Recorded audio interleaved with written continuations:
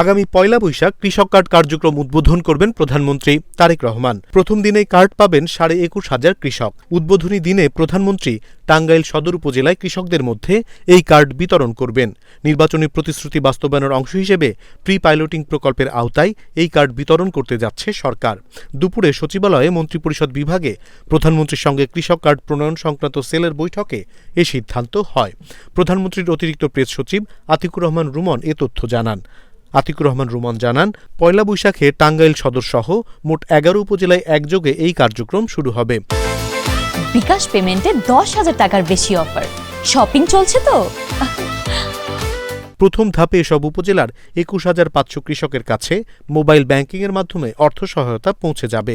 অতিরিক্ত প্রেস সচিব বলেন, এই কার্ড কৃষি, মৎস্য ও প্রাণী সম্পদ খাতের চাষি ও খামারিদের দেয়া হবে। এটি ব্যাংকিং ডেবিট কার্ড হিসেবে কাজ করবে। শুধু ভূমিহীন, প্রান্তিক ও ক্ষুদ্র শ্রেণীর কৃষককে কৃষি উপকরণ কেনার জন্য প্রণোদনা হিসেবে বছরে 2,500 টাকা দেয়া হবে। এই কার্ডের মাধ্যমে কৃষকরা সার, বীজ, কীটনাশক ও পশুখাদ্য কিনতে পারবেন।